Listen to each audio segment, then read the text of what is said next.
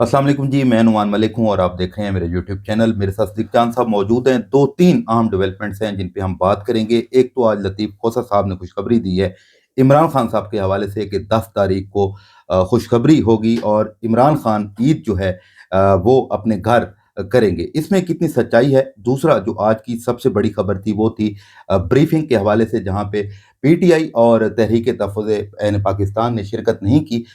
इसकी क्या वजह है सिद्दीक भाई? एक तो ये बता दें कि पीटीआई और तहरीक तहफ़्फ़ुज़ यानी पाकिस्तान क्यों नहीं शामिल हो गए?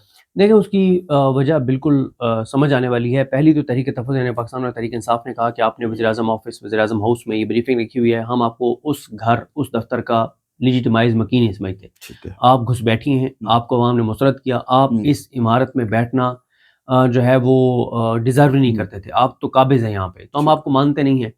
चलें, हम इस हद तक कह रहे हैं कि चाहे ये फ़ॉर्म 47 की सही, लेकिन सेनेट और कौमी असम्बली, हम इस हद तक आपको स्पेस देने के लिए तैयार हैं कि आप यहाँ पे कोई ब्रीफिंग दे दें हुँ, और कोई सिलेक्शन ना हो, तमाम एमएनएज़ हों, तमाम सेनेटर्स हों। ठीक।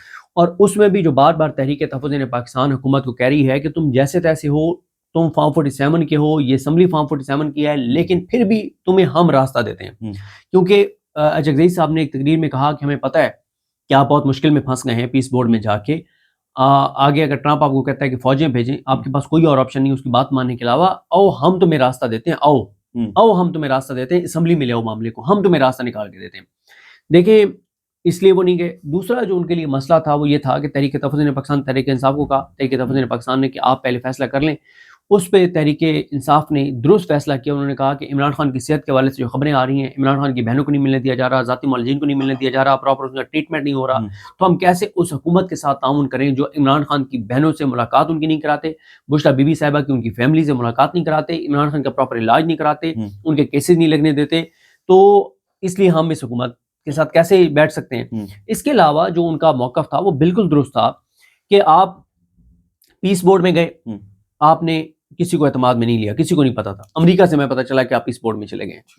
आपने अफ़गानिस्तान पे हमला किया, किसी को आपने एतमाद में नहीं लिया। आपने ट्रंप को नोबेल प्राइज़ के लिए नामज़द किया, किसी को आपने जो है वो एतमाद में नहीं एतमाद लिया। में नहीं लिया। तो ये सारी, इसके अलावा भी कुछ फ़ैसले हैं। जब आपने किसी को पहले एतमाद में नहीं लिया, हुँ, ठीक है? तो ठीक है। अब आप किस तरह से अब आप कह रहे हैं कि जब आपने सारा गंद कर दिया है, हुँ, जब आपने हर तरफ तबाही और बर्बादी फेर दी है, जब आपके फैसलों की वजह से इस वक़्त पाकिस्तान के हालात शदीद कशीदा हो चुके हैं, जी। अब आपने सारों को बुला लिए। तो देखें, ये इसलिए तहरीक इंसाफ और तहरीक तहफ़्फ़ुज़ ने पाकिस्तान नहीं गए और मैं ये समझता हूँ कि उन्होंने बिल्कुल दुरुस्त फ़ैसला किया है और आज की इस ब्रीफिंग का मकसद ही इनको बुलाना था। ठीक है। वरना मुझे बताएँ ना। अच्छा, एक और बात है। हुँ, बल्कि मैं आपको बता देता हूँ कि अभी आपने सुना होगा कि वो कमरान मुर्तज़ा साहब ने जो बात की है जी। जमीयत उलमा इस्लाम की, हुँ, वो भी मेरे ख़्याल इस ब्रीफिंग में मौजूद थे। उन्होंने कहा हमें कोई एक भी नई बात पता नहीं चली इस ठीक है। ब्रीफिंग में। वही बातें सारी थी जो पाकिस्तान का बच्चा-बच्चा बचा जानता है। जानता है। तो इसका बिल्कुल मतलब ऐसा। क्या है? इसका मतलब ये घोंघलों से मट्टी उतार रहे थे ना। ये देखें, इंटरनेशनली ये एक मैसेज देना चाह रहे हैं हुँ, कि देखें, हम तो अपनी अपोज़िशन को ऑन बोर्ड ले रहे हैं, हम तो इकट्ठे बैठे हैं, हम सब एक पेज पर हैं। हुँ, और एक वजह इसकी ये भी है कि आगे जो तबाही और बर्बादी फिरने जा रही है इकोनॉमी की मज़ीद, ठीक है। पहले भी तबाही और बर्बादी बिल्कुल, फिर दी इन्होंने। बिल्कुल ऐसा। जो आगे पेट्रोल और डीज़ल इन्होंने ये सारा इन्होंने इस पे डालना था कि हुँ, जो कुछ हम कर रहे हैं ये उस फोरम में डिस्कस हुआ था। हुँ, किसको पता? तहरीक साहब डिनाई करती रहती। हुँ, वो कहते हैं नहीं, नहीं ये तो हुआ था। तो लिहाज़ा मैं समझता हूँ ये दुरुस्त फ़ैसला है और जो मकासद ठीक इस है। ब्रीफिंग को रखने वाले हासिल करना चाहते थे, वो मकासद हासिल नहीं हो सके, उसमें ये बुरी तरह नाकाम हो गए हैं और देखें मैं आप चीज़ें। सिद्दीक भाई, आपको नहीं लगता है कि इमरान खान साहब ने एक तरफ इलामा राजा नासिर अब्बास और महमूद खान चकज़ई साहब को मुज़ाकरात या बातचीत के लिए नामज़द किया और दूसरी तरफ सुहेल अफरीदी साहब को उन्होंने मज़ाहमत के लिए, तो जब मौका आता है मिल बैठने का तो पीटीआई हमेशा इस तरह की चीज़ें कर देती है, तो इससे नुकसान नहीं है पीटीआई नहीं, को या मफाद नहीं, अपन? देखें देखिए, ये जो आप बात कर रहे हैं ये पॉइंट ऑफ व्यू था तहरीक इंसाफ के अंदर कि हम वहाँ जाते हैं, हम जाके बात करते हैं, हुँ, जो भी हमने बात करनी, खुल के बात करते हैं। लेकिन मसला ये है कि वो जाने में कोई मसला नहीं था, वहाँ जाके आप अपनी बात करनी थी ना। ठीक है। लेकिन मसला यहाँ पे था कि एक ऐसे टाइम के ऊपर जब इमरान खान की फैमिली की मुलाकातें 3 माह से बंद हैं, हुँ, उनके डॉक्टर की रसाई नहीं है, उनका प्रॉपर इलाज नहीं हो रहा, उनके मेडिकल चेकअप नहीं हो रहे, उनके ब्लड टेस्ट नहीं हो रहे, हुँ, उनकी बहनें जो बात कर रही हैं वो बिल्कुल दुरुस्त है और एक खदशात पैदा हो गए हैं कि खुदा ना खास्ता पता नहीं क्यों ये उनके ब्लड टेस्ट नहीं करवा रहे, आप जाके उस हुकूमत के साथ बैठ जाएँगे। ठीक है। तो और फिर अब आप देखें ना कि मकसद ही फ़ौत हो गया ना जो ब्रीफिंग का था। हुँ, वो तो ब्रीफिंग का मकसद ही हासिल नहीं हुआ ना, ठीक है। जो ब्रीफिंग का मकसद था। तो इसलिए मैं समझता हूँ कि दुरुस्त फैसला था ना जाना। दूसरा जो लतीफ़ खोसा साहब ने बयान दिया है कि 10 तारीख को खुशखबरी होगी और इमरान खान साहब ईद जो है वो अपने घर करेंगे।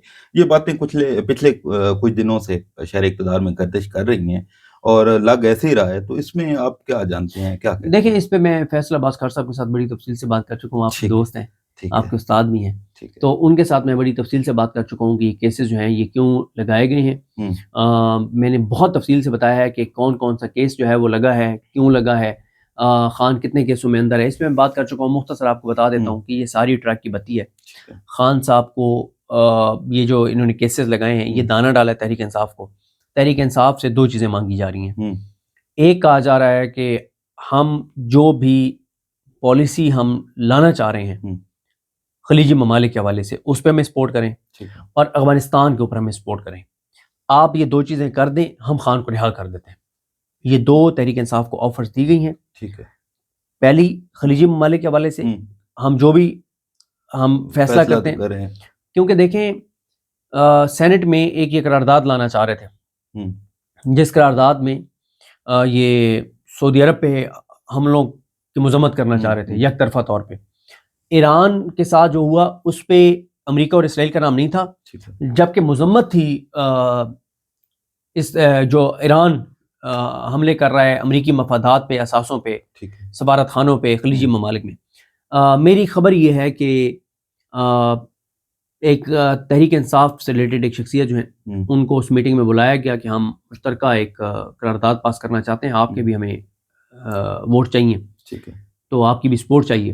तो उन्होंने इत्तेफाक नहीं किया, उन्होंने कहा ठीक है फिर आप पूरा लिखें हुँ, कि खलीजी ममालिक में मौजूद अमरीकी अड्डों से होने वाले ईरान पर हमलों के जवाब में जो ईरान हमले कर रहा है उसकी हम मजम्मत करते हैं। उन्होंने क्या लिखी, उनके ये तो हम नहीं लिख सकते, ठीक है। उनके फिर हम सपोर्ट नहीं करते।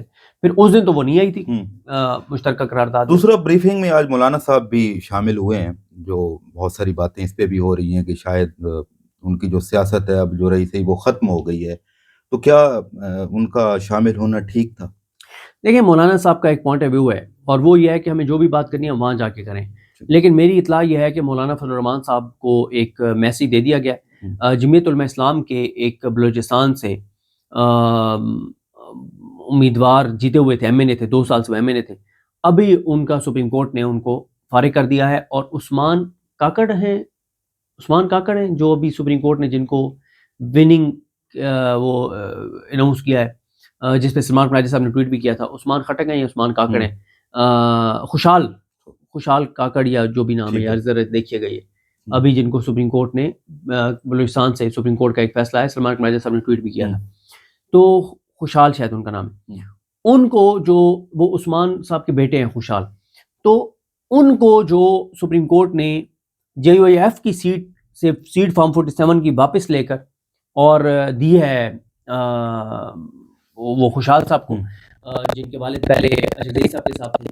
मेरी इत्तला ये है कि मौलाना फजल रहमान को ये मैसेज दिया गया है कि अगर आपने ये पीस बोर्ड वाले मामले पर, गज़ा वाले मामले पर, खुशहाल खान काकड़, हुँ, अगर आप सड़कों पर आए तो मौलाना साहब की अगली सीट मौलाना साहब की जाएगी। ये कैटेगोरिकल बता दिया गया मौलाना ठीक फजल है। रहमान को। इसलिए मौलाना फजल रहमान बयान हुँ, दबा के देंगे बयानात। पीस बोर्ड का मामला हो, अफ़गानिस्तान की हुकूमती पॉलिसी हो, गज़ा की पॉलिसी हो, ट्रंप को नोबेल प्राइज़ के लिए नामज़द करना हो, इनमें से किसी चीज़ पर मौलाना फजल रहमान किसी सूरत भी सड़कों पर नहीं आएंगे और ये एक फिक्स मैच होगा कि मौलाना फजल रहमान और जमात इस्लामी बयान बहुत सख्त देंगे। हुँ, जमात इस्लामी तो इतनी सख्त बयान भी नहीं देगी, ठीक है, लेकिन जमात इस्लामी और मौलाना फजल रहमान ये दोनों सड़कों पर नहीं आएंगे, ठीक है। क्योंकि इनको ये बात बता दी गई है, इनको ये बात समझा दी गई है हुँ, कि अगर आप सड़कों पर आए तो अगली सीट जो है वो मौलाना फजल रहमान की जाएगी, क्योंकि ये बात पहले किसी ने नहीं की। हुँ, ठीक है। लेकिन मेरी ये इत्तला है कि ये बात जेयूएफ को भी पता है कि मौलाना फजल रहमान साहब पशीन या जहाँ से भी वो सीट जीते हुए हैं, हुँ, तो वो फॉर्म 47 की सीट है, वो फॉर्म 45 की सीट नहीं है। ठीक है। अच्छा, शहर इक़्तिदार में कुछ ये भी खबरें हैं कि सुहेल अफरीदी साहब ने एक पैगाम भिजवाया है कि इमरान खान साहब को ईद से पहले-पहले अस्पताल शिफ्ट करवाएँ, नहीं तो जो कंटेनर की तस्वीर आई थी, मेरे पे प्रेशर है वो मैं लेके निकल आऊंगा। दूसरी तरफ बैरिस्टर गोहर साहब को भी हटाने की बातें हो रही हैं कि उनकी जगह पे नया चेयरमैन जो है वो लगाया जाएगा। लेकिन अगर देखा जाए तो बैरिस्टर गोहर ही इमरान खान साहब से मुलाकात की बात हो या बाकी चीज़ें हों, वो पेश होते हैं, सामने होते हैं। तो इस हवाले से आप क्या जानते हैं?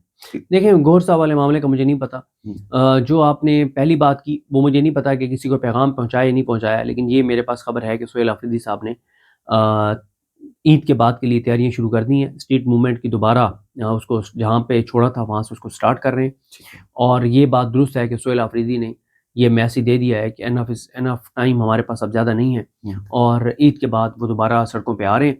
और पहले वो जो दरमियान में थोड़ा-सा एक तातुल आया है, उसकी एक वजह माह रमज़ानुल मुबारक है, हुँ, और उसकी कुछ और भी वजूहात थी, पार्टी के अंदर बड़ी चीज़ें चल पड़ी थी। लेकिन ईद के बाद वो दोबारा सड़कों पर आ रहे हैं, और ईद से पहले हुँ, शायद वो जान निसारा ने इमरान खान की वो जो फ़ोर्स उन्होंने हुँ, कहा है, इमरान अरे! खान रिहाई अमन जी, फ़ोर्स, उसकी जो पहली वो है तकरीब अहल बरदारी है, शायद वो हो जाए, और ईद के बाद वो दोबारा जहाँ से वो सिलसिला टूटा था स्ट्रीट मूवमेंट का, उसको आगाज़ करने जा रहे हैं। हुँ, और उसके बाद फिर एक आपको बड़ी एक्टिविटी जो है, वो अटक पुल पे केपी की साइड पे नज़र आएगी, और वो शायद रिहर्सल होगी किसी बड़ी चीज़ की। ठीक है। सिद्दीक भाई ये भी बता दें कि अभी आज एक किताब जो है बड़ी बातें हो रही जो मुराद सईद साहब की।